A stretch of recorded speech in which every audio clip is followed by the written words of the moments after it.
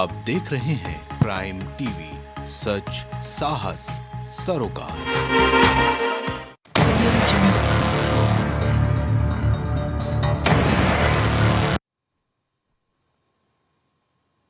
नमस्कार, मैं हूं संजय राजन। बहुत बहुत स्वागत है आपका प्राइम डिबेट में। दरअसल चुनावी माहौल है तो हर दिन हम किसी न किसी सियासी मुद्दे पर ही चर्चा की शुरुआत करते हैं। आज भी कुछ ऐसा ही होने वाला है।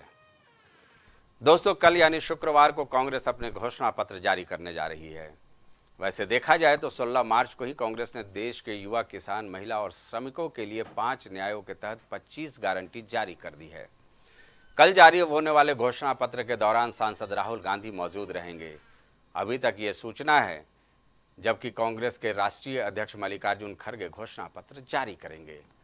माना यह जा रहा है कि भारत जोड़ो न्याय यात्रा के दौरान मिले फीडबैक को कांग्रेस अपने घोषणा पत्र का हिस्सा बनाने वाली है। हालांकि पिछले लोकसभा चुनाव में कांग्रेस ने अलग अलग वर्गों के साथ राज्यों में 60 से ज़्यादा परामर्श आयोजित की थी, लेकिन जारी घोषणा पत्र पर भारतीय जनता पार्टी का संकल्प पत्र भारी पड़ गया। हालांकि कांग्रेस जिस तरह से केंद्र की मोदी सरकार पर किसानों के मामलों को लेकर या फिर युवाओं के रोजी रोजगार को लेकर या बात की जाए ओबीसी आरक्षण, नारी सशक्तिकरण जैसे मुद्दों की, तो दोस्तों मेरे ख्याल में ये सारे मुद्दे घोषणा पत्र का हिस्सा हो सकते हैं। वैसे क्या कुछ सामने आएगा ये तो कल सुबह 11:30 बजे ही पता चल पाएगा, लेकिन फिलहाल तो कयास ही लगाए जा सकते हैं। उधर माना यह जा रहा है कि भारतीय जनता पार्टी भी अपने संकल्प पत्र को अंतिम रूप देने में जुटी है। संकल्प पत्र के लिए केंद्रीय मंत्री राजनाथ सिंह की अध्यक्षता में बनाई गई 27 सदस्यीय समिति ने आज दूसरी बार मंथन किया है। कांग्रेस के घोषणा पत्र के चंद दिनों बाद ही भारतीय जनता पार्टी भी अपना संकल्प पत्र जारी करेगी, ऐसा मेरा मानना है। क्योंकि कांग्रेस खुद को हमेशा से सेकुलर होने का दावा करती रहती है, लिहाजा इसका भी कुछ पुट घोषणा पत्र में देखने को मिल सकता है। वहीं भारतीय जनता पार्टी की टैगलाइन बन चुकी मोदी की गारंटी संकल्प पत्र का अहम हिस्सा हो सकता है। दोस्तों, मैंने सोचा किसी दल का सियासी मैनिफेस्टो उस सियासी दल की ओर से जनता को दिया गया वादा होता है। इस बार जनता को क्या कुछ भरोसा कांग्रेस या बीजेपी की ओर से दिया जाना है, इसमें सबकी दिलचस्पी होती है। लिहाजा ऐसे मुद्दे पर चर्चा तो बनता है। हम चर्चा पर जाएंगे, लेकिन फिलहाल उसके पहले एक बार सुन लेते हैं कि इस संबंध में कुछ सियासी बयान। और इसलिए देश कहता है, जहां दूसरों से उम्मीद खत्म होती है, वहां से मोदी की गारंटी शुरू होती है। 10 साल में जो विकास हुआ,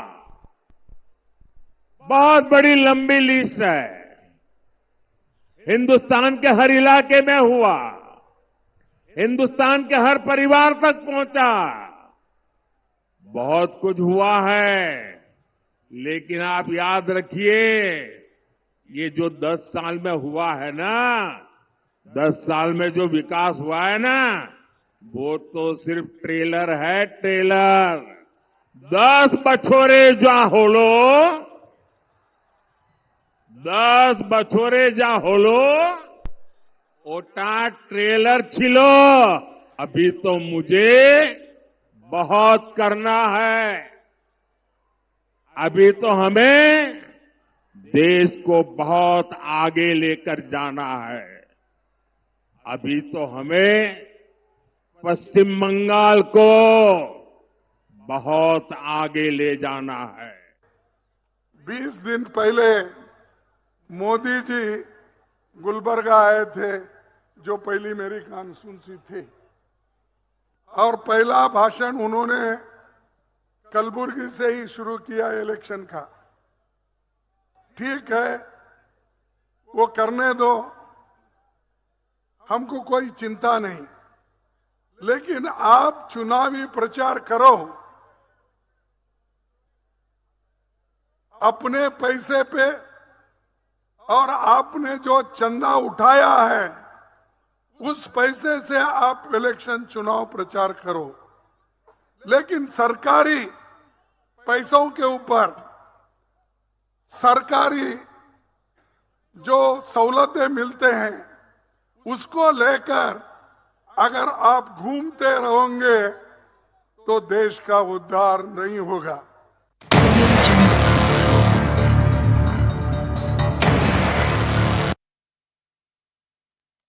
तो जाहिर सी बात है, सुना आपने दो बड़े नेताओं को, देश के प्रधानमंत्री नरेंद्र मोदी को और कांग्रेस के राष्ट्रीय अध्यक्ष मल्लिकार्जुन खड़गे को। जाहिर सी बात है, जिस मुद्दे पर आज हम चर्चा करने जा रहे हैं उस पर निश्चित तौर पर जनता और मतदाता की निगाहें होती हैं, क्योंकि चुनावी घोषणा पत्र या संकल्प पत्र एक तरह से कहा जा सकता है वो कागजात है जो जनता को आने वाले दिनों में बनने वाली सरकार 5 साल की गारंटी देती है।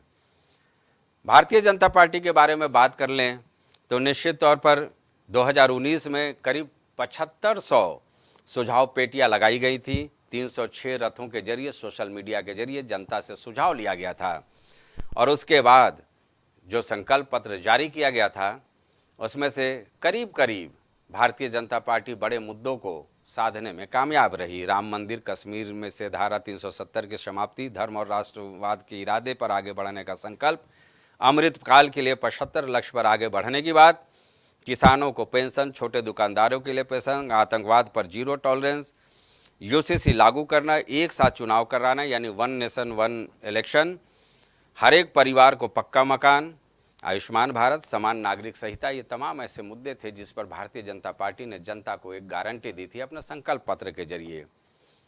रही बात कांग्रेस की, तो निश्चित तौर पर कांग्रेस ने भी एक बड़ी तैयारी की थी। उन्होंने भी देश भर में अलग अलग तरीके से सुझाव के लिए अलग अलग बैठकें की, बुद्धिजीवियों से लेकर के तमाम चीज़ों को लेकर के, लेकिन मामला बना नहीं और भारतीय जनता पार्टी का 2019 का संकल्प पत्र कांग्रेस के घोषणा पत्र पर भारी पड़ा।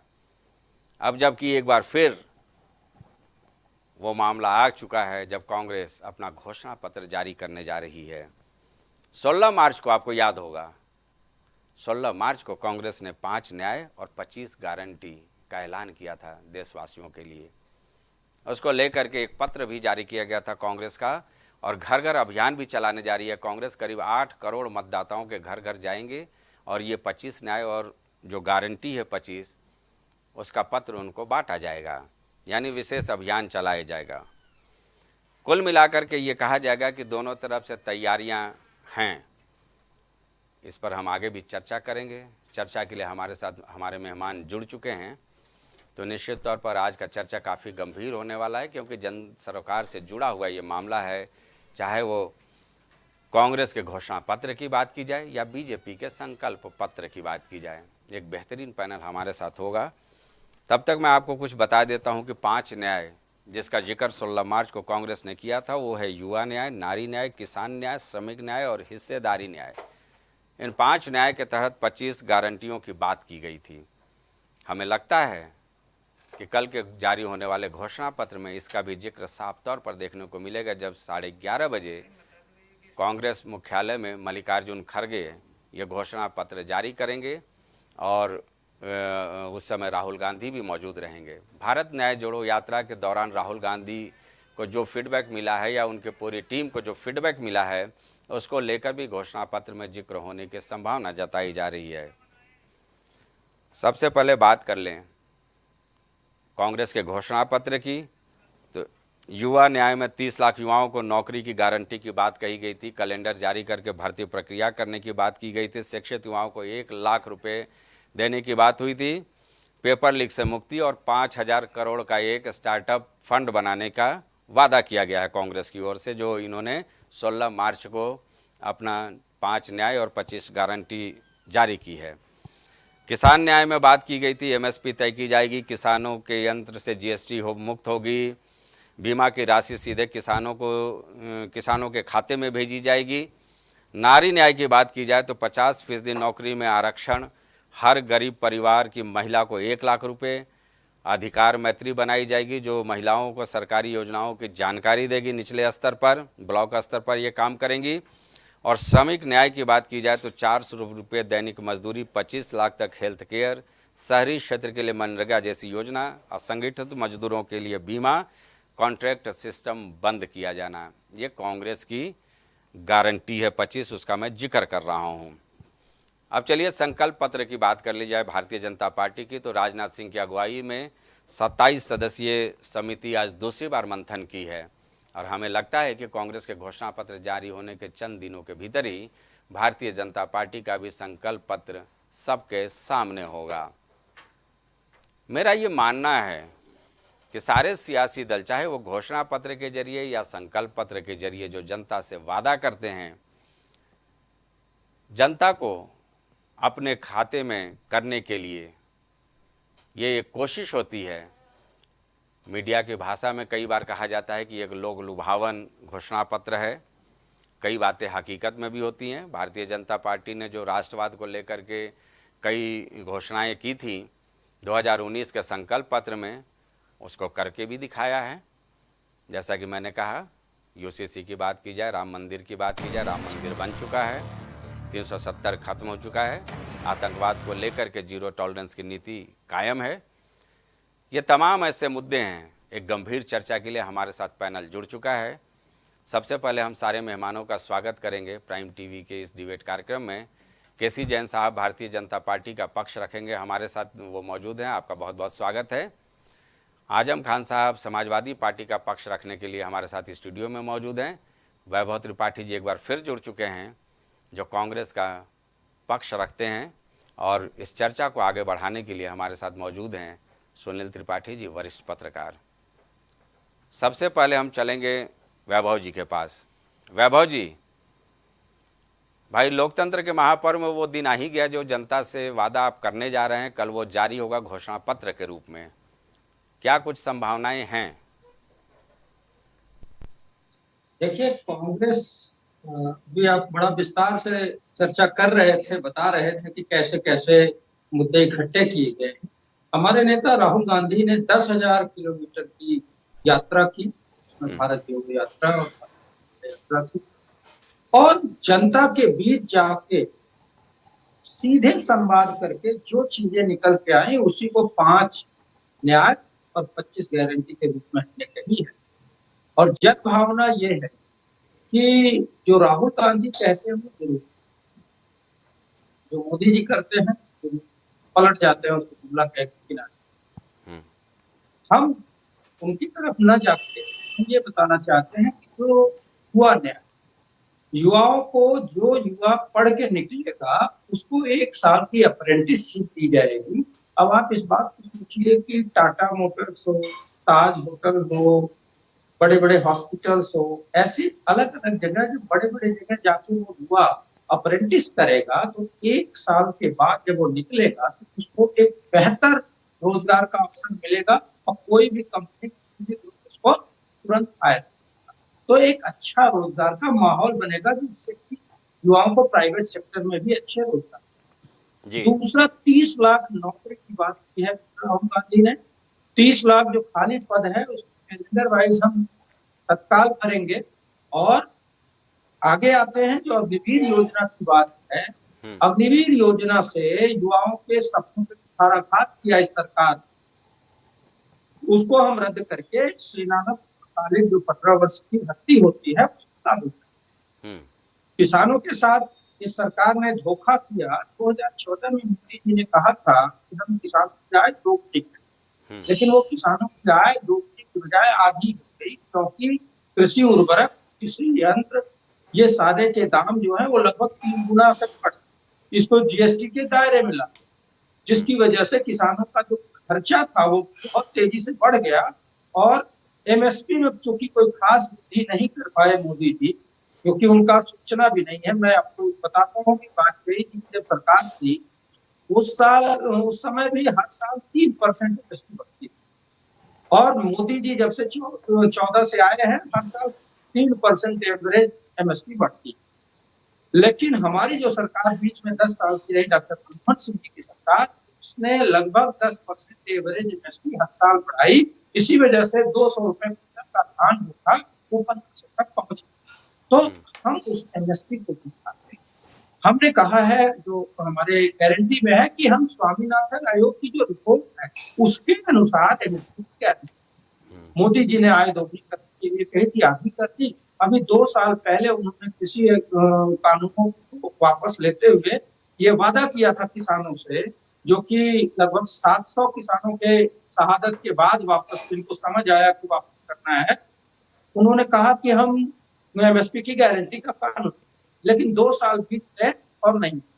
अब वो चिल्ला चिल्ला के गारंटी तो कहते हैं, लेकिन जनता आत्मग्लानि से भर जाती है कि ये प्रधानमंत्री हैं हमारे देश के और ये किस तरीके से बेशर्मी से छूट, वो भ्रष्टाचार की बात करते हैं, भ्रष्टाचारियों को सजा दिलाने की बात करते हैं, लेकिन 10 साल में किसी भ्रष्टाचारी को सजा नहीं दिला पाए। वो अलबत्ता जिनको ये भ्रष्टाचार कहते हैं, भ्रष्टाचारी कहते हैं, उनको अपने वहां बुला के मंत्री बना देते हैं, मुख्यमंत्री बना देते हैं, सांसद बना देते हैं। ताजा मामला अगर देख लिया जाए, अशोक चौहान को कहते थे भ्रष्टाचारी, उनको राज्यसभा में भेज दिया। अभी घोषणा पत्र पे शर्मा को कहते, मैं वही आता, हेमंत बिश्वा शर्मा को मुख्यमंत्री और अजित पवार को उप मुख्यमंत्री और वित्त मंत्री। ऐसा कभी भी नहीं होता, कहीं भी एक जो समझदार व्यक्ति होगा, जो जिसको चोर कहेगा, उसको कभी अपने तिजोरी की चाबी नहीं देगा, लेकिन मोदी करते। अब आगे आ जाते हैं श्रमिक न्याय। श्रमिकों के लिए मिनिमम कानूनी गारंटी होगी कि मिनिमम 400 का उनको पर डे की मजदूरी मिले। और शहरी क्षेत्रों में मैंने देखा है, यहाँ बनारस शहर से मैं आता हूँ, बनारस में बहुत सारे मजदूर ऐसे होते हैं कि मंडी में बैठे रहते हैं, दिन भर उनको काम नहीं मिलता है और वो बेचारे अपना जो घर का खा के वापस चले जाते हैं। तो उनके लिए भी जब मनरेगा जैसी एक स्कीम आएगी तो बेरोजगारी की, नारियों को न्याय देने की बात है तो नारी में आशा आंगनबाड़ी को एक सम्मानजनक सैलरी देने की बात करते हैं, वो उनको सुविधाओं में बढ़ोतरी की बात करते हैं, नारियों को 50% सरकारी नौकरी में आरक्षण देने की बात करते हैं। ये सारी बातों को लेके जो जनता में उत्साह है वो बहुत अलग तरीके का है, क्योंकि जब जनता से ही ये मांग आई और जनता के सामने वही बात हम वादा के रूप में करते हैं, गारंटी के रूप में करते हैं, तो वो जनता तुरंत स्वीकार करती है। एक किसानों के लिए और था कि किसान और मजदूर में जो गारंटी है एक स्वास्थ्य, प्रधानमंत्री जी ने आयुष्मान की बात की, आयुष्मान के कार्ड प्राइवेट हॉस्पिटल में चलते ही नहीं है और अभी तो सीएजी का एक रिपोर्ट आई कि लाखों लोगों को 0000 मोबाइल नंबर से बस रजिस्टर कर दिया गया है, मतलब बड़ा घोटाला हुआ है जिसकी ये जांच नहीं करा रहे हैं।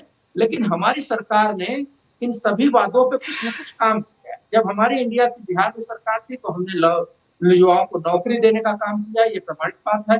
छत्तीसगढ़ में 3500 रुपए क्विंटल का धान बिका, ये हमारा वादा है और वो हम ऑलरेडी करते आ रहे हैं। चिरंजीवी योजना जो 25 लाख स्वास्थ्य उनके लिए हम देने की बात कर रहे हैं कि 25 लाख तक की जो स्वास्थ्य सुविधा है वो मुफ्त होगी, वो राजस्थान में हम करते आ रहे हैं। कुल मिलाकर के ये है कि हर वर्ग के लिए बस 10 सेकंड में 10 नहीं, पहले चरण में बस इतना ही, फिर दूसरे चरण में आते हैं। 10 सेकंड सर, संजय जी। हाँ बोलिए, जल्दी बोलिए। हिमाचल, कर्नाटक और राजस्थान में हमने पुरानी पेंशन योजना को लागू करके दिखाया है। तो ये जो भी वादे कर रहे हैं हमने ऑलरेडी, जो भी हमारे राज्य सरकारें हैं वहां करते रहे हैं, कर रहे हैं। 500 का सिलेंडर देने की बात है, महंगाई में राहत देने की बात है। हम महंगाई, बेरोजगारी और इस सरकार के आखंड भ्रष्टाचार के खिलाफ लड़ रहे हैं। माना ये जाए कि जिन मुद्दों का आप चर्चा कर रहे हैं वो घोषणा पत्र का हिस्सा होगा। ठीक है, पहले चरण में वैभव जी बस इतना ही। केसी जैन साहब के पास चलते हैं। जैन साहब, वैभव जी को सुना भाई, कांग्रेस तमाम तरह के आपके जो संकल्प पत्र हैं उसकी कार्ड पेश करने जा रही है घोषणा पत्र में। जी जैन साहब, ये देखिए, लगभग 12 मिनट तक, 12 से 14 मिनट तक हमारे साथी लगातार बोलते रहे और अपनी ही बातों में अपनी ही सफाई नहीं दे पाए। अगर ये आरक्षण की बात आज कर रहे हैं कि भाई हम महिलाओं को 50% आरक्षण देंगे, 50% आरक्षण देंगे, लंबे समय तक कांग्रेस का शासन रहा। कांग्रेस सदन के अंदर जो कि जागरूक महिलाएं हैं, जो कि सदन के अंदर सांसद रह चुकी हैं, विधायक रह चुकी हैं, एमएलसी एमएलए रह चुकी हैं, उनकी लड़ाई लड़ने के बाद में भी कांग्रेस 50% तो छोड़िए 33% आरक्षण का बिल सदन के अंदर नहीं ला पाई। बाबा जी, कि अभी जो आएंगे, आधी पहले आबादी चरण में है सबको कानून शामिल कर लेते हैं। कानून हम लेके आए थे, और ये काम इन्होंने किसने ही किया? विरोध किया। ये काम भारतीय जनता पार्टी ने भाजपा किया, ने विरोध किया था, मोदी जी की कानून सरकार पहली ने। बार अरे हम चुप ही हो लेके जाओ आए भाई, थे। अब वैभव जी, अब पहले चुप हो चरण में जाओ। सबको 15 बोल मिनट लेने तक आप दीजिए, बोले, फिर आप जवाब आप ही दीजिएगा। बोलते रहे क्या? हाँ, जय चुनाव का बोलिए। भाषण मंच नहीं है, ये डिबेट है। चलिए जैन साहब बोलिए। आपके ही सवालों का मैं जवाब दे रहा हूँ। आप ला पाए आज तक आरक्षण का बिल महिलाओं के लिए, और वही समाजवादी पार्टी, वही लालू जी विरोध कर दिए थे। कैसे विरोध कर दिए थे? आज किसी ने क्यों नहीं विरोध किया जब मोदी जी यही आरक्षण का बिल लेकर के आए? तो कुल मिलाकर के, और दूसरी बात, ये देश को जोड़ने की बात करते हैं, भारत जोड़ो यात्रा निकालते हैं, और देश को खंड खंड करने का काम कांग्रेस ने किया। जब धारा 370 हटाने की बात आई तब इन्होंने बाइकाट किया उसका, सदन का वॉकआउट किया सदन से। और दलितों की बात करते हैं, महिलाओं की बात करते हैं। जब राष्ट्रपति मुर्मू जी को चुनाव में भारतीय जनता पार्टी ने अपना प्रत्याशी बना करके उतारा एनडीए ने, तब उसके विरोध में एक दूसरे व्यक्ति को उतार दिया। दलित विरोधी मानसिकता कांग्रेस की उभर करके सामने आई, महिला विरोधी मानसिकता उभर करके सामने आई। आपको पता था कि आप चुनाव हार जाएंगे, उसके बाद में आपने पूरी ताकत लगा ली कि एक दलित, एक महिला को राष्ट्रपति पद पर नहीं पहुंचने देना है। लेकिन पहुंची। क्यों पहुंची? क्योंकि भारतीय जनता पार्टी के अंदर ये दृढ़ता थी कि हम महिलाओं को, दलितों को, अल्पसंख्यकों को, आदिवासियों को सम्मान देंगे जी। तीसरी बात, ये किसानों की ये बात कर रहे हैं। 12,000 किसान 10 वर्ष तक, पिछले 10 वर्ष तक जो कांग्रेस की सरकार है लगातार सुसाइड करता रहा। मनमोहन सिंह जी की सरकार में 1,20,000 किसानों ने सुसाइड किया। बाकी किसानों की जो गरीबी से मृत्यु हुई, कुछ कारणों से मृत्यु, अलग बात है, या इलाज नहीं करा पाया, वो अलग डाटा है। जिन्होंने फांसी लगा ली, जहर खा लिया, नदी में कूद गए, ऐसे लोगों की आत्महत्या करने वाले लोगों की संख्या 1,20,000। और ये किसानों की बात करते हैं। मोदी जी ने क्या किया? 2.5 लाख करोड़ रुपए से ज्यादा की रकम, जो कि इतना बजट भी कई सारे प्रदेश सरकारों का नहीं है, पूरे साल भर का 2.5 लाख करोड़ रुपए से ज्यादा की रकम किसानों के खातों में भेजी किसान सम्मान निधि के द्वारा। जो बीज पे सब्सिडी है, जो सिंचाई पे सब्सिडी है, जो बिजली पे सब्सिडी है, उससे मतलब नहीं है। लेकिन जो डायरेक्ट खातों में पैसा भेजा, और एक चीज है कि ये कोई लूप होल नहीं छोड़ा भारतीय जनता पार्टी की सरकार ने। अगर 6,000 रुपए भेजा तो पूरा किसान के खाते में 6,000 रुपए गया। जैसा कि राजीव गांधी जी कहा करते थे लाल किला से खड़े होकर के कि हम 1 रुपया भेजते हैं तो 85 पैसे बीच के लोग खा जाते हैं, केवल 15 पैसे किसानों तक या गरीबों तक पहुंचता है। क्यों? कौन थे वो लोग जो 85 पैसा खा जाते थे? यानी 85% पैसा घोटाले में खाने वाले कौन लोग थे? कौन सक्षम लोग थे? किसके पास उस समय टेक्नोलॉजी थी? किसके पास उस समय ताकत थी? कौन जो है सामंतवादी समाज से थे जो ये पैसा डकार जाते थे? वो कांग्रेसी थे, कोई और नहीं था। और एक चीज है, अभी आपने कहा वैभव जी सब नोट करते जाइएगा, उसके बाद आगे जवाब दे दीजिएगा। नहीं, मैं वही बता रहा हूँ। इन्होंने एक चीज और कही कि भारतीय जनता पार्टी की सरकार में जो भ्रष्टाचारी हैं उनको गले लगाने का काम किया। अरे गले तो आप लगा रहे हैं, हम तो जेल भेज रहे हैं भ्रष्टाचारियों को। लालू यादव जी को चारा घोटाले में किसने जेल भेजा? किसने सजा कराई? कांग्रेस की सरकार थी। और उन्हें लालू जी की चरण वंदना करने में आज कांग्रेस जुटी हुई है। क्यों जुटी हुई है? राहुल और आम आदमी पार्टी पर किसने आरोप लगाया कि शराब घोटाला हुआ है, बड़ा शराब घोटाला हुआ है, 100% हुआ है। और जब गलबैया कर ली तो कहा घोटाला नहीं हुआ। पहली एफआईआर किसने दर्ज कराई? शिकायत किसने की? केजरीवाल जी की पार्टी की, कांग्रेस ने की।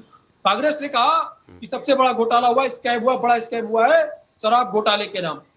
और आज कह रहे हैं वो साफ सुथरे। तो आप बताइए कि कौन साफ सुथरा है, कौन नहीं है? आप कहते हैं भ्रष्टाचारियों को गले लगा रहे हैं। हम तो भ्रष्टाचारियों को जेल भेजने का काम कर रहे हैं। हम तो भ्रष्टाचारियों पर कार्रवाई कर रहे हैं और निष्पक्ष कार्रवाई हो रही, निष्पक्ष। बाकी आगे का काम न्यायालय देख रहा है। आपको तो न्यायालय पे भी भरोसा नहीं है। न्यायालय आपके पक्ष में फैसला कर दे तो ठीक, और कहीं आपके विरोध में आ जाए तो न्यायालय भ्रष्टाचारी।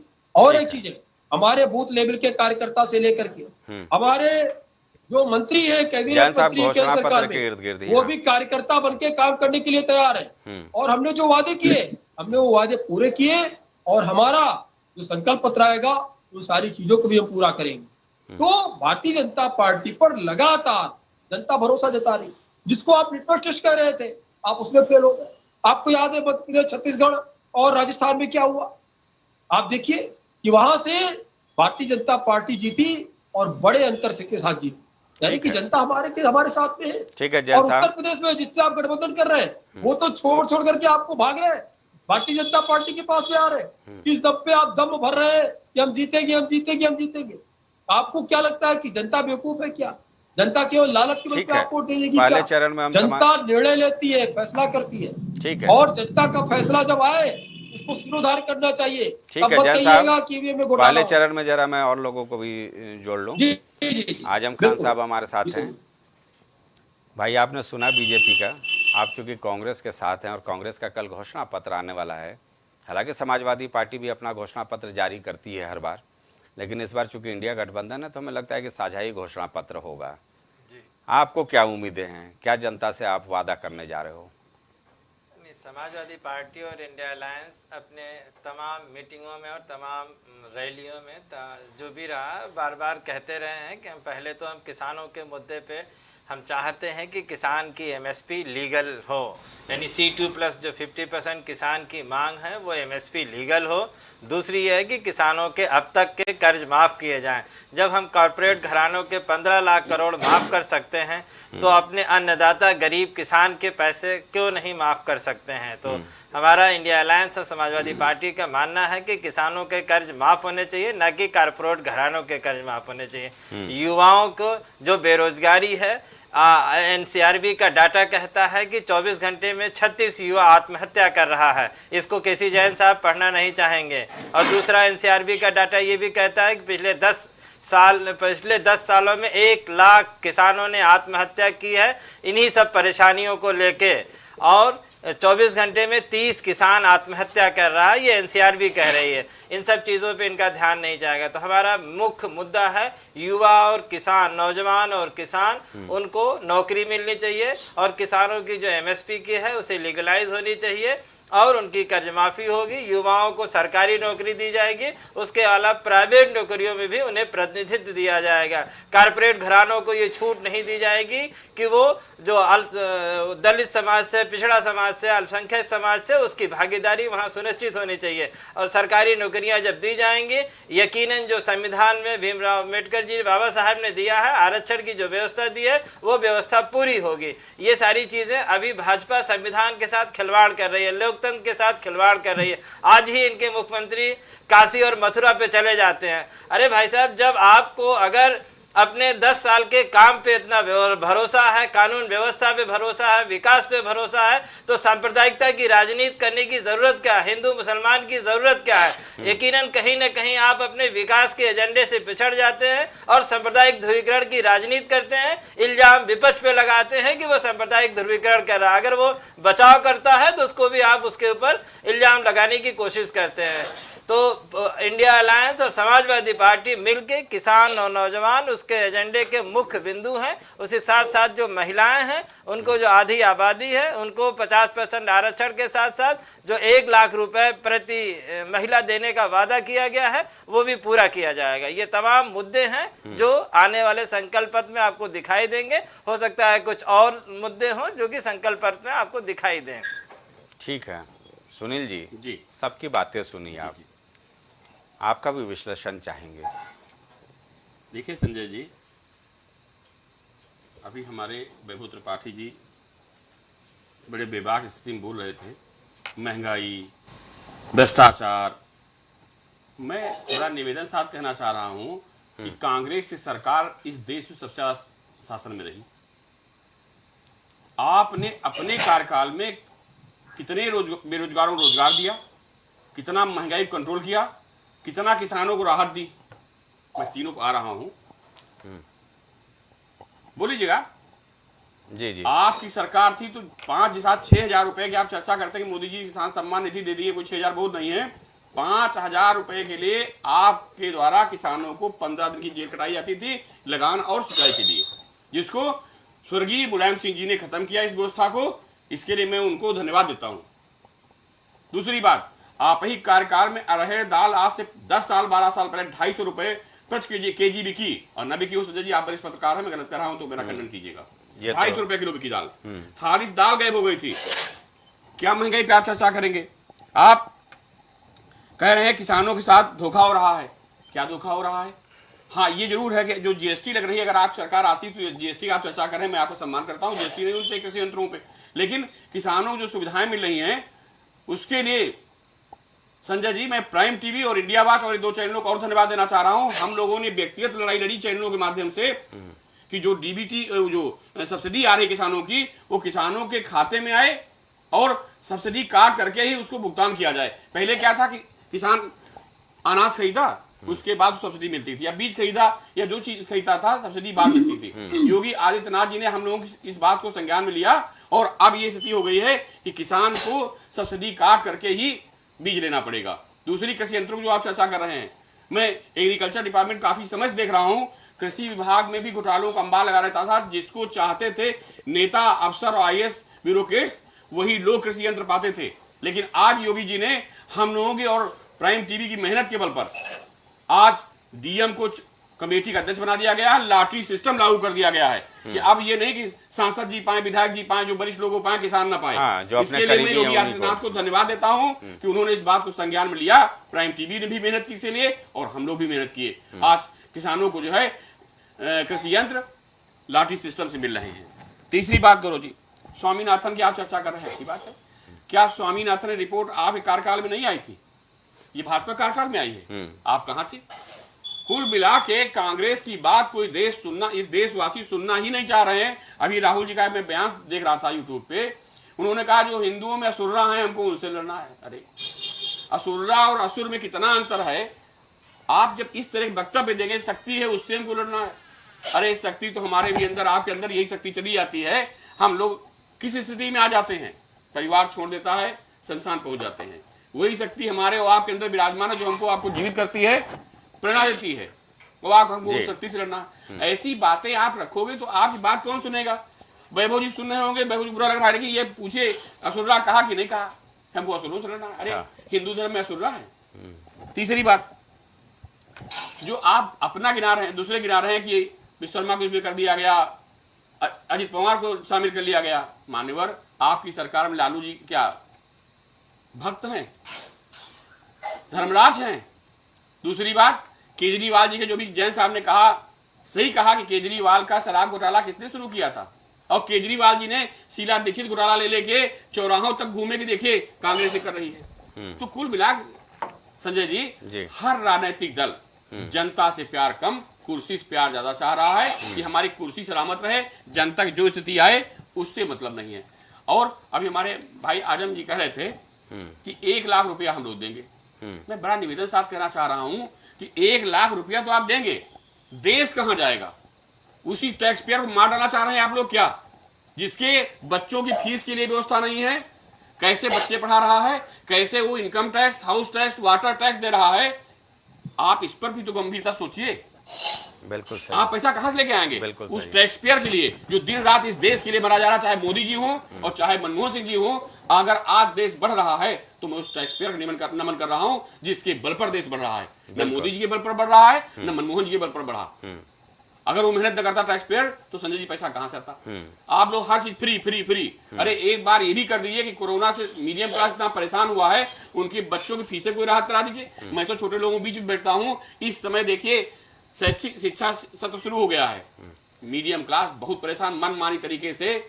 तो सुनील जी क्या माना जाए जी, जो ये घोषणा पत्र कांग्रेस की हो या बीजेपी जिसको संकल्प पत्र का नाम देती है, इसमें क्या कुछ ऐसा शामिल होना चाहिए जिससे वाकई जनहित में काम हो सके? देखिए, मेरा एक निवेदन है विपक्षी दलों से, मैं सदैव कहता रहा हूं कि आप चुनाव लड़ने के बाद जीते तो किनारे हो गए, हारे तो किनारे हो गए। मैं पूर्व में फिर याद दिलाना चाह रहा हूं, मैंने 25-30 साल के पत्रकारिता कैरियर में देखा है, उन नेताओं को भी देखा है जिनको विधानसभा के सामने लाठी खाते मैंने देखा है। तो कहिए तो मैं नाम गिना दूं, शिवपाल जी हमारे सामने लाठी खाए चौराहे पे। अगर आजम जी जानते होंगे तो देखे होंगे।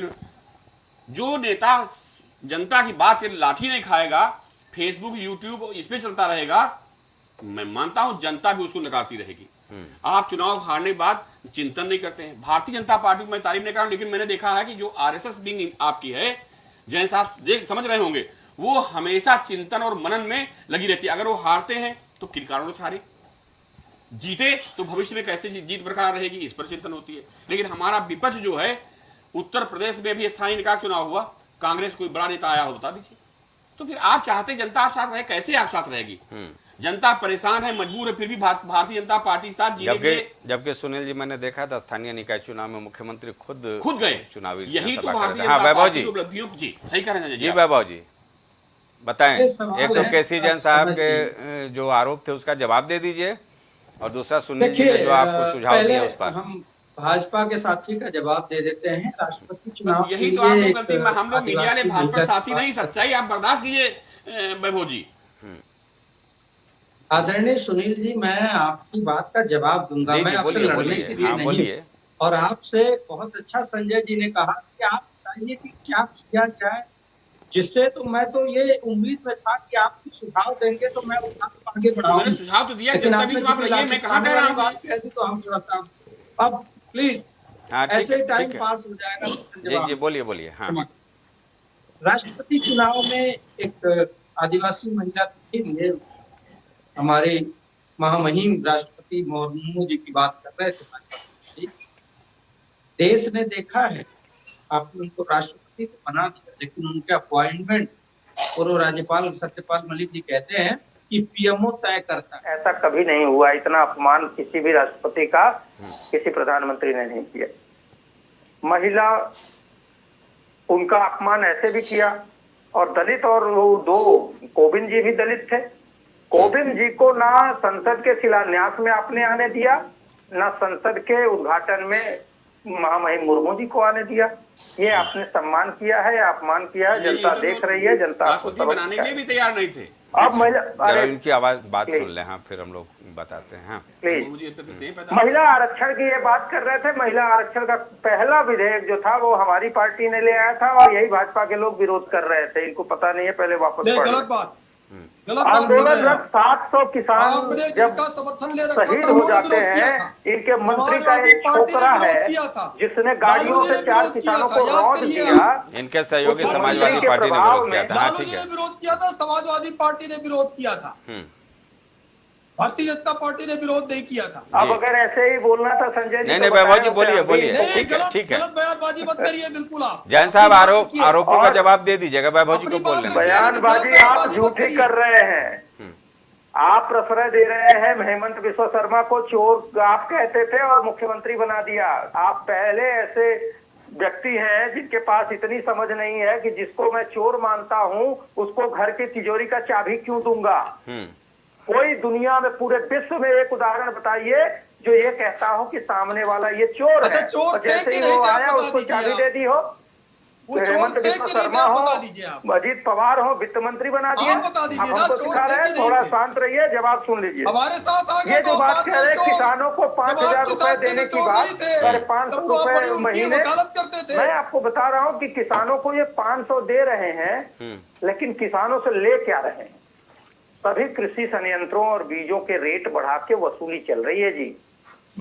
ये चलिए भाई, डीजल आप से जन सबसे आंदोलन ज्यादा छेड़ा उगाही। किसानों के लिए मैं कोई? आपको बता दूं 2014 बात तक कर जो रहे हैं? पेट्रोलियम, भाई साहब ये गेहूं बीच में कितने डिस्कस रुपए करेंगे किलो तो था मैं कैसे बोल 2014 पाऊं? में? मैं बीच में जैन साहब बोल जैन साहब एक एक करके आपके पास आ जाते हैं। जैन साहब आ जाते गेहूं हैं। क्या रेट खरीद रही थी सरकार? जैन आज साहब क्या रेट है गेहूं का? जैन साहब आ जाते हैं। पहले वैभव जी को सुन लीजिए, फिर इत्मीनान से जवाब दे दीजिएगा। हाँ वैभव जी बोलिए।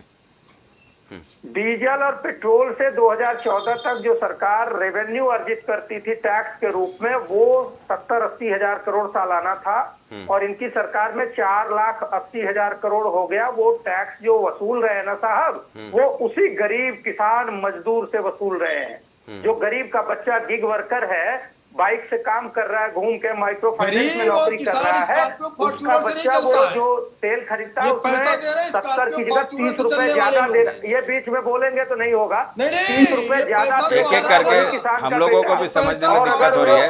जैन साहब अगर वो रोज 2 लीटर पेट्रोल एक एक करके अपनी बात रखेंगे। जैन साहब अभी आ रहे हैं आपके पास, एक एक करके बात रखेंगे तो जनता को समझ में आएगी आपकी बातें ना, फिर हमको और सुनील जी को भी समझने में दिक्कत होती है। पेट्रोल खरीदता है 2 लीटर रोज अपनी बाइक के लिए, तो 60 रुपए प्रतिदिन बेटा दे रहा है। इसके लिए कोई गारंटी दे रहे हैं अपने घोषणा पत्र में?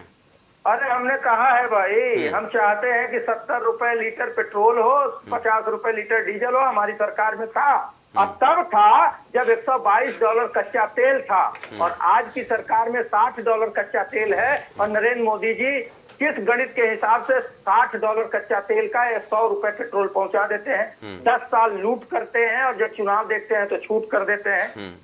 इनके जो संकल्प पत्र की बात, सारे वादे, महिलाओं के अत्याचार के वादे झूठे निकले। दिनेश फोगाट, BHU IIT की छात्रा भाजपाई गुंडों ने रेप किया। मणिपुर की घटना, युवाओं को रोजगार 2 करोड़ 10 करोड़ लोगों को रोजगार देते तो 100 करोड़ लोगों को 5 किलो राशन के लिए नहीं खड़ा होना पड़ता।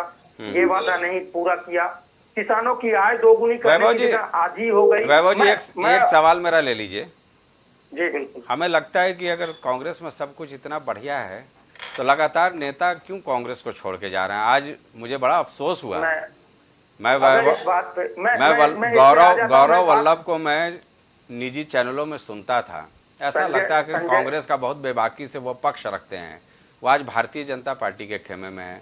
संजय निरुपम 2 बड़े विकेट गिरे हैं कांग्रेस के। संजय जी, मैं उस सवाल पर पहुंच गया। मैं थोड़ा सा जवाब पूरा कर लूं, इस पे मैं आपको जवाब जी जी हाँ। तो जो 4,80,000 करोड़ वसूला जा रहा है, 4 लाख करोड़ ज्यादा ना, वो उसी गरीब किसान मजदूर से वसूला जा रहा है, उसके बच्चों से वसूला जा रहा है। इसके लिए सरकार को जवाब देना चाहिए। किसानों की कर्ज माफी की हम बात करते हैं। कर्ज माफी इसलिए हमने पहले किया है। आदरणीय सुनील जी कह रहे थे कि कब कर्ज आपने ये मैं नहीं कर रहा हूं। 70,000 करोड़ एक मुश्त आपने माफी की किसानों के ऋण की, मैं खुद स्वीकार करता हूं। जो आपने किया तो किया है। अरे सर सुनील जी, आपने कहा चाहे सही या गलत, मैं अब नहीं 5,000 रुपए के लिए किसानों को जेल में भी डाला आपने, मानो, और ये भी सत्य है। इतिहास गवाह इस बात के लिए। मैं आपको बता दूं कि यूपी की जब आप बात करते हैं तो 89 से कांग्रेस यहाँ सत्ता में नहीं है, तो इस तरीके का आरोप मैं इससे पहले बात जब सत्ता और में जवाब सुन लीजिए। अगर एक बात पे टिप्पणी मुझे भी करनी होती तो आप भी नहीं बोल पाते। तो कृपया मर्यादा, हम डिबेट का, संजय जी के डिबेट में मैं इसलिए आता हूँ क्योंकि ये टाइम फ्रेम बनाते हैं कि आपको जवाब देना है, तो चुपचाप आप जवाब दीजिए, फिर दूसरा जवाब। हाँ वैभव जी बोलिए। इसलिए मैं इसका सम्मान करता हूँ। अब आप महंगाई की बात थोड़ा सा गलत बोल गए सुनील जी। मैं सम्मान के साथ कह रहा हूँ कि 250 रुपए किलो अरहर की दाल 2014 के बाद की, 2014 से पहले नहीं।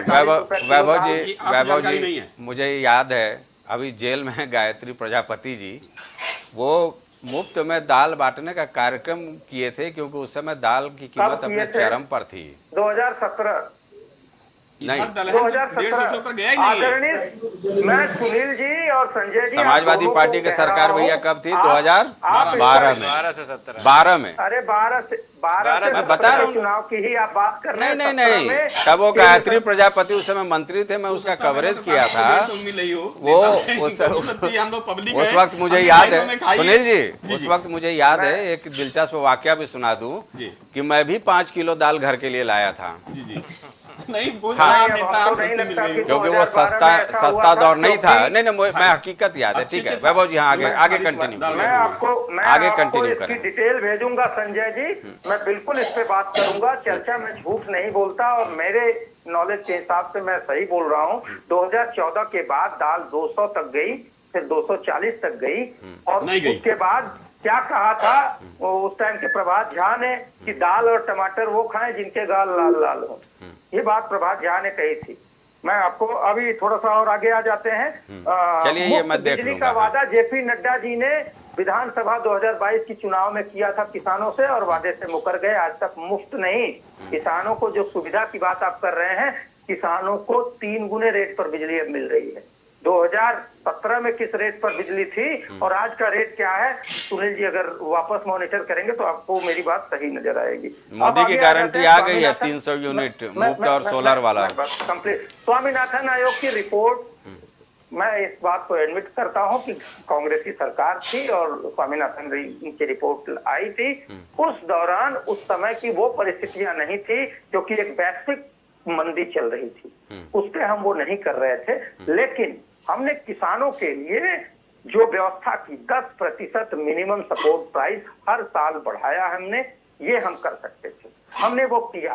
अब हम कह रहे हैं कि जब 23.5 लाख करोड़ मोदी जी कुछ 10-20 कारोबारियों का माफ कर देते हैं, तो हम उस किसान को एमएसपी भी दे सकते हैं। हमने अपनी सरकार में दिया है, हमने उस टाइम नहीं दिया, लेकिन हमने छत्तीसगढ़ की सरकार में जैन साहब 100 रुपए क्विंटल एमएसपी दिया है। झूठे वादे नहीं करते। वैभव जी, ठीक है। 500 का सिलेंडर राजस्थान में हमने दिया है, हमने सस्ती बिजली किसानों को राजस्थान में ठीक है। वो राजस्थान में चुनाव के वक्त आपने चुनाव के वक्त किया था। हाँ जैन साहब, मैं आरोपों का जवाब दे दीजिए। नहीं वैभव जी, सबको बराबर मौका मिले। राजस्थान के, मैं बस 10 सेकंड में इसको कंप्लीट कर। राजस्थान में अशोक गहलोत सरकार याद है भाई हमको, चुनाव के 6 महीना पहले ना सर, 6 महीना पहले ये व्यवस्था लागू हुई थी। मुझे इसका जवाब देने दीजिए। चुनाव का परिणाम चाहे जो भी रहा, मार्जिनल वोटों से मध्य प्रदेश, छत्तीसगढ़, राजस्थान में हम हारे और फिर भी बीजेपी से ज्यादा वोट पाए थे। ठीक है। और विधानसभा राजस्थान के चुनाव के बाद, गठन के बाद जिसको भाजपा ने मंत्री बनाया, उसी जनता ने उसको पूरी तरीके से हरा के भेजा। ठीक है वैभव जी, अब थोड़ा धैर्य रखिए। जैन साहब का सुन ले हम लोग। जी देखिए, बराबर मौका मिले सबको। राजस्थान में जब इनकी सरकार थी, ये डीजल पेट्रोल सस्ता करने की बात करें। पहली बात तो ये है कि जो बिजली का रेट है वो 50%, जितना बिल आता है उसका टोटल 50% कर दिया जाता है। उत्तर प्रदेश में खास करके जो बिजली का सिंचाई का रेट है किसानों का 50%। अभी आपकी बारी आएगी वैभव जी, बोल लीजिएगा। दूसरी बात यह है कि पेट्रोल डीजल की उन्होंने बात की, आप नोट करते जाइए लेके आ गए। किसान पे कर लीजिए डिबेट, कोई दिक्कत नहीं। पहली बात तो ये कि आप जो कर्ज माफी की बात करते हैं, तो जो उद्योगपतियों का जो ये पैसा माफ किया गया है, ये ऐसा नहीं है कि भारतीय जनता पार्टी सरकार में माफ किया। लंबे समय से इस तरीके की जो उनका ब्याज होता है, जो ये सरकार से जो ये ब्याज पे ऋण लेते हैं, और उस ऋण के ऊपर जो ब्याज बनता है, ब्याज पे छूट लंबे समय से कांग्रेस भी देती रही, भारतीय जनता पार्टी ने भी छूट दी। लेकिन उससे कई गुना ज्यादा ये सरकार को टैक्स दे करके, ब्याज दे करके उससे ज्यादा पैसा दे रहे हैं ये उद्योगपति। और सरकारें, जो आप टैक्स की बात कर रहे हैं ना, तो ये उद्योगपतियों के द्वारा बड़ा टैक्स पे किया जाता है। ये लाखों करोड़ लोगों को रोजगार उपलब्ध कराते हैं। इससे पता चलता है उद्योगपतियों की सरकार है। बिना उद्योगपतियों के चल सकता है क्या? कोई भी देश बिना उद्योगपतियों के नहीं चल सकता। कोई भी देश, हर देश में उद्योगपतियों की भूमिका है, उसको नकारा नहीं जा सकता है। आपने भी बड़े बड़े तमाम उद्योगपतियों को राज्यसभा भेजने का काम किया, सांसद बनाने का काम किया। उनका क्या योगदान था? वो केवल उद्योगपति थे और क्या कर रहे थे? तो लेकिन आपने क्या कहा, ये समाज सेवी लोगों को रोजगार उपलब्ध कराते हैं, सरकार को टैक्स देते हैं, इसलिए इनको राज्यसभा भेजना चाहिए। वही काम भारतीय जनता पार्टी ने भी किया। तो आप इस तरीके का आरोप नहीं लगा सकते कि उनका टैक्स माफ कर दिया। और एक चीज है, 36,000 करोड़ रुपए उत्तर प्रदेश की योगी सरकार अगर अपने बल पर किसानों की कर्ज माफी कर सकती है, तो और स्टेट सरकारें क्यों नहीं कर सकती? राजस्थान में आपकी सरकार थी, आप डीजल पेट्रोल सस्ता करने की आज बात कर रहे हैं। आप 23 रुपए से लेकर के 35 रुपए तक प्रति लीटर टैक्स वसूलते रहे, स्टेट टैक्स वसूलते रहे किसानों से, किसानों की बात कर। और एक चीज है, किसानों की आवश्यकता होती है डीजल, किसानों की पेट्रोल की आवश्यकता नहीं है। आपकी बारी आएगी। और जो टैक्स आपको झूठा बोलेंगे, आप उनको झूठा बोलेंगे तो फिर ऐसे नहीं हो पाएगा ना। जो स्कॉर्पियो से चल रहे हैं, जो बड़ी बड़ी गाड़ियों से चल रहे हैं, ये वो टैक्स देते हैं। अभी बोल लीजिएगा, आपके पास आ रहे हैं, बता दीजिए। और एक चीज है कि आपने बार बार एक चीज कही कि हमने किसानों की कर्ज माफी की, हमने किसानों की कर्ज माफी की। किसानों को आपने लाके कहां खड़ा कर दिया? आज तक किसानों के लिए जो समस्याएं थी उनका निराकरण क्या आप कर पाए? और एक चीज है, आप घोटाला कितने करते रहे? केवल और केवल कॉमनवेल्थ घोटाला में आप 65,000 करोड़ रुपए का घोटाला कर लिए। अगर जनता टैक्स दे रही है, तो जनता के द्वारा चुनी हुई सरकार जनता के लिए उसी पैसे को जनता के विकास के लिए, प्रदेश के, देश के विकास के लिए उस पैसे को खर्च किया जाता है। और आज भारत की अर्थव्यवस्था 5वीं अर्थव्यवस्था बनकर के उभरी है। अंतरराष्ट्रीय स्तर पर तमाम सारे देश भारत के साथ संधि कर रहे हैं, व्यापारिक संधि कर रहे हैं। साथ ही साथ आज हम जो हमारे हथियार हैं, हथियारों की आज हम निर्यात करने की स्थिति में, अभी तक केवल और केवल आयात कर रहे थे। बड़ी मात्रा में हमारा जो पैसा है, जो हमारे पास फॉरेन करेंसी है, वो हमारे पास बचती है, क्योंकि हम विदेशों से आयात कम करके अपने जो इस तरीके के संयंत्र है उनको हम निर्यात कर रहे हैं। तो कुल मिलाकर के आज भारत देश अगर आत्मनिर्भर भारत बन रहा है, हमने वैक्सीन सबसे पहले बनानी, हमने वैक्सीन को तमाम सारे देशों को निर्यात किया, उससे अच्छा पैसा भी आया, छूट पे भी हमने दी, देश का नाम हुआ, देशों के साथ अच्छी संधि बनी। आपको ये सारी चीजें नहीं दिखाई दे रही। आप केवल और केवल राजनीति कर रहे हैं, वो भी गंदी राजनीति कर रहे हैं, और इसको सबने देखा। लालू जी की चरण वंदना कर रहे हैं, वो कह रहे हैं कि आप भ्रष्टाचारियों के साथ। जैन साहब, केजरीवाल जी की चरण वंदना आप कर रहे हैं, वो कह रहे हैं कि हम उनके साथ में, हम तो उनको जेल भेजने का काम कर रहे हैं, और इनके खिलाफ कार्रवाई आपने ही की। आपने ही कहा ये भ्रष्टाचारी है, और उसके बाद में उनको गले लगा रहे। तो ठीक है जैन साहब, इंडिया गठबंधन में तो ऐसे कई मध्य प्रदेश, छत्तीसगढ़ और आप देखिए राजस्थान, इसको आप लिटमस टेस्ट कहते थे, इसमें क्या परिणाम हुआ। और हमारे समाजवादी पार्टी के साथी जो कह रहे थे रोजगार रोजगार रोजगार की बात, आपकी सरकार में 2012 से लेके 2017 तक 2,55,000 नौकरियां आपने दी, हमने 5,55,000 नौकरियां दी। आजम साहब 5 सुन साल के लीजिए, अंदर जवाब देने के लिए तैयार रहिए। 2017 से लेकर के 2022 तक में 2 गुने से ज्यादा नौकरियां हमने दी। 50 लाख से ज्यादा लोगों को हमने आवास दिए हैं, वो चाहे प्रधानमंत्री आवास के द्वारा हो या स्टेट गवर्नमेंट के द्वारा हो। तो हम लगातार जनता के लिए काम कर रहे हैं, और ठीक है, जनता हमसे खुश जनता के लिए लगातार काम कर रहे हैं। आजम साहब, आरोप भाई आपके ऊपर भी जैन साहब ने लगाया है कि रोजगार को लेकर के आप केवल दावा करते थे। बस एक मिनट, कि जिसको ये बेरोजगारी की बात कर रहे हैं, 500 रुपए महीने में, बहुत 10 सेकंड एक स्टेटमेंट, इसको ये कह रहे हैं बेरोजगारी बेरोजगारी, हम रोजगार देंगे, हम 1 लाख रुपया महीना दे देंगे। देखिए आपने जो योजनाएं बनाई, जिसको आप हिंदू मुस्लिम नफरत की बात कर रहे हैं ना, उर्दू शिक्षकों की जो भर्ती आपने की समाजवादी पार्टी सरकार में, उसमें एज क्या रखी? ठीक है, 55 साल।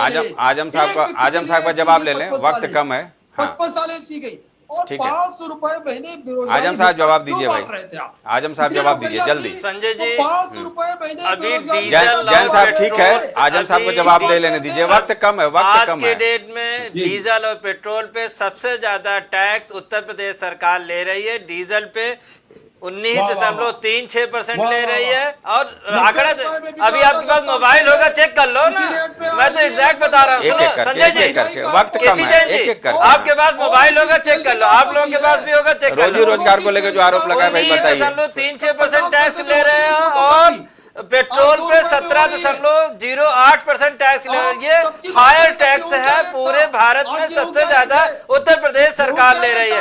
और जब हम 2012 में आए थे, हमने 3,000 रुपया बेरोजगारी भत्ता बेरोजगारों को दिया था, जो कि बेरोजगारी अब तक किसी सरकार ने बेरोजगारी भत्ता नहीं दिया, हमने रोजगार दिया। केसी जैन जी आंकड़े झूठे बोलते हैं, इनका काम है प्रोपेगेंडा फैलाना। अब फाइनल कमेंट में जरा सुनील जी से ले लूं 1 मिनट में। ये झूठे आंकड़े।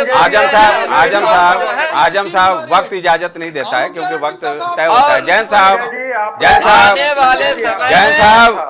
वरिष्ठ पत्रकार जी को सुन लीजिए। सुनील जी भाई, ये कहीं से चर्चा चलती है, आरोप प्रत्यारोप में पूरा मामला उलझ के रह जाता है। अभी मैं देखता हूँ चैनल बस आखिरी आजम साहब, नहीं समय नहीं इजाजत दे रहा है। अच्छा चलिए ठीक है। संजय जी, आपने मुझे सुनील भी साहब समय देने का वादा किया है। हाँ रुक जाइए, सुनील साहब को सुन लीजिए। हाँ ऐसा है कि पूरा सारे चैनलों में साथ दे दीजिए, 3 मिनट दे दीजिए, 30 सेकंड दे दो। नहीं बाद में कहेंगे कि आधा सेकंड हमें भी चाहिए। नहीं, पहले आप बोलो, आप बोल लो, वाइंड अप हो जाएगा। सुनील जी बोल लो। मैं ये कहना चाह रहा हूँ कि देखिए किसानों की बात, संजय जी, मैं हर चैनल पर किसानों को मुद्दा प्रमुखता से उठाता हूँ, क्योंकि 70 सालों में अगर सबसे ज्यादा शोषण किसी को हुआ तो किसान का तब भी हुआ, अब भी हुआ। आप दुकान खोलते हैं, फैक्ट्री डालते हैं, स्वयं उसका मूल्य निर्धारित करते हैं। किसान अन्नदाता है, उसका उत्पादन जो करता है उसका मूल्य सरकार निर्धारित करती है। ये भी एक भ्रांति है। अगर और उसकी कीमत कितनी आती है, सरकार को ध्यान देना चाहिए, कितनी कीमत और लागत क्या आ रही है। किसान मुंह मोड़ रहा है, लेकिन करे तो करे जाए कहाँ। किसान की स्थिति सबसे ज्यादा खराब है। और किसानों के लिए जितना समाजवादी पार्टी के स्वर्गीय मुलायम सिंह जी ने किया है, मैं उनका आभार व्यक्त करता हूं। उन्होंने किसानों को कर्जा माफ कराया, ठीक है, लगान माफ किया। सुनील साहब, यानी कुल मिलाकर के ये कहा जाए कि किसान युवा नारी और तमाम चीजों को लेकर के जो दावे किए जा रहे हैं, 30 सेकंड बात कुछ और ही होगी। फिलहाल इस चर्चा में इतना ही, क्योंकि हमारे साथ गर्मा गर्म बहस हर मुद्दे पर शुरू हो जाता है। हालांकि कांग्रेस का कल घोषणा पत्र आना है, और इस घोषणा पत्र में क्या कुछ होता है ये देखने में सबके दिलचस्पी होगी, क्योंकि हर एक सियासी दल का जो मैनिफेस्टो होता है वो जनता से किया हुआ एक वादा होता है। तो कुल मिलाकर के कल देखा जाएगा 11:30 बजे कि क्या कुछ इस घोषणा पत्र में आता है, और उसके चंद दिनों बाद जो बीजेपी का संकल्प पत्र आता है जनता के अदालत के लिए, तो ये निश्चित तौर पर सबकी निगाहें होंगी। फिलहाल इस चर्चा में इतना ही। मुझे दीजिए इजाज़त। नमस्कार।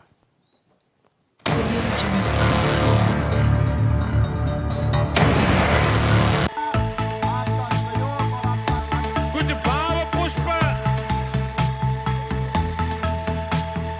आप देख रहे हैं प्राइम टीवी, सच साहस सरोकार। प्रॉब्लम्स थी जो मेरे को स्टेप्स चढ़ते हुए प्रॉब्लम थी, वो अब I think so 70% is improved. ठीक है, मेरे को एंकल में प्रॉब्लम थी एंड मेरे को नसेस मसल्स प्रॉब्लम थी, जो मसल्स में काफ़ी पेन रहती है, जो अब की इस टाइम पर एक बार ही मैंने लिया, मैं लास्ट टाइम आया था, उसके बाद मैं अब दोबारा ले आया हूँ, तो एज ए 70% इज इम्प्रूव्ड, जो कि डॉक्टर नहीं कर सका। मैंने हाँ, मतलब मैं गंगा राम के हॉस्पिटल के डॉक्टर से तकरीबन 2 साल तक ये ट्रीटमेंट करा था, कि उनको समझ ही नहीं आया ये प्रॉब्लम क्या है। दैट इज अब बेटर है।